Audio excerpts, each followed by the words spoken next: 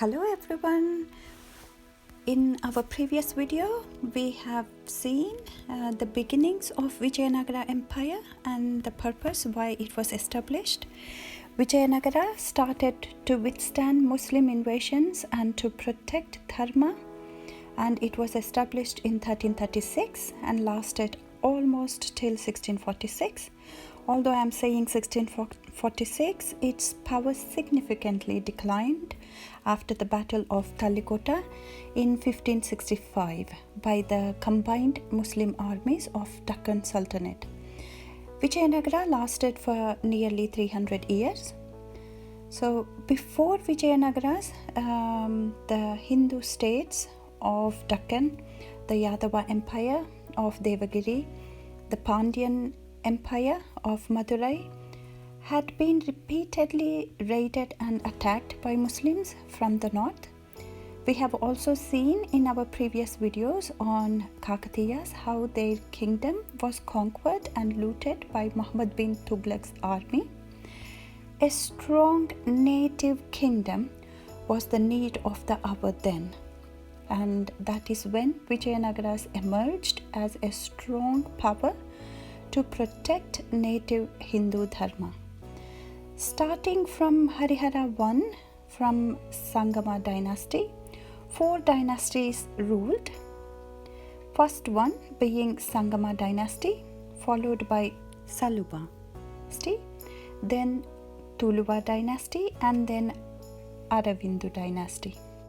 They not only gave protection to large parts of Deccan from raids and invasions from Muslims, but also helped the region to thrive economically and also culturally.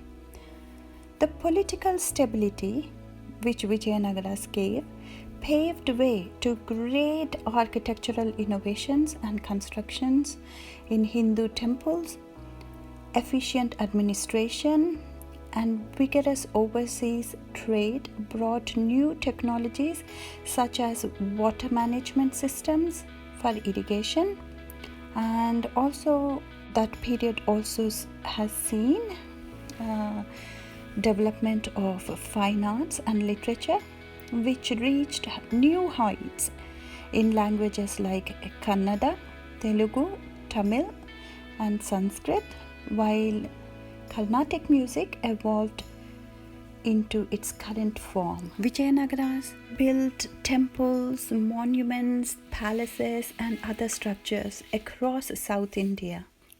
Largest concentration was in its capital.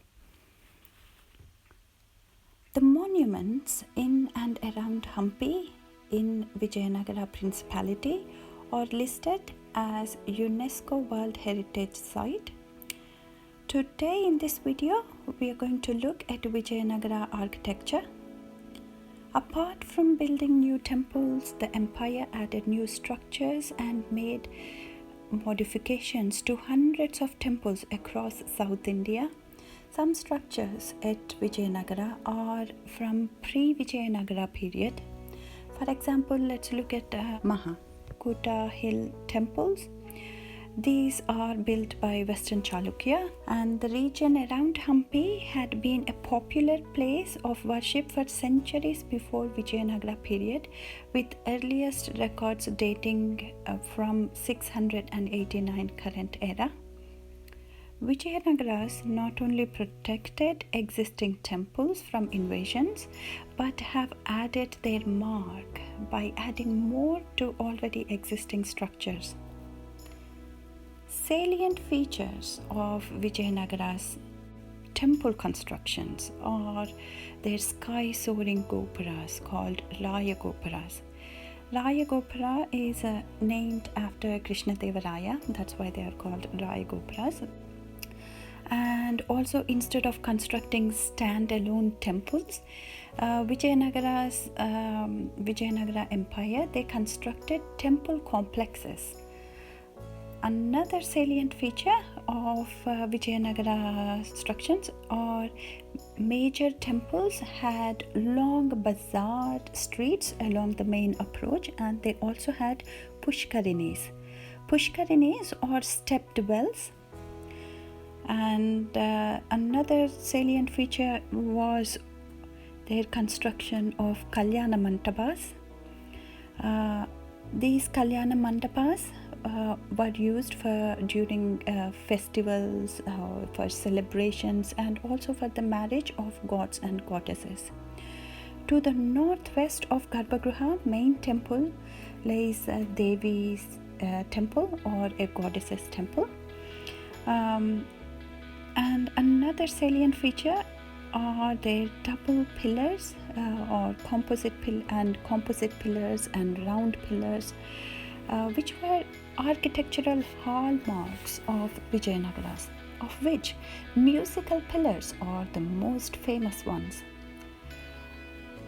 The first thing that comes to our mind when we think of Vijayanagara architecture is their musical pillars and their creative architecture, such as the moving stone chariot. The chariot is built on rectangular platform of a feet or so. Though the chariot is not resting on it, the 4 giant wheels attached to it mimic the real life ones, complete with shafts and also the brakes. A series of concentric floral motifs decorate the wheels. It appears from the marks on the platform where the wheels rest. The wheels were free to move around the axis. Now, these things are in Vittala temple complex. The chariot, the musical pillars, and Mahamantapa that we are going to talk about. These are all in Vittala temple complex. Facing the stone chariot, there is an elevated open hall called Mahamandapa or the Great Hall. The Mahamandapa stands on a highly ornate platform. The Mahamandapa contains 4 open halls within. The south, north, the east ones are still intact. The main highlight of Mahamandapa is its richly carved giant monolithic pillars. The outermost of the pillars are popularly called the musical pillars. These pillars emit musical tones when tapped.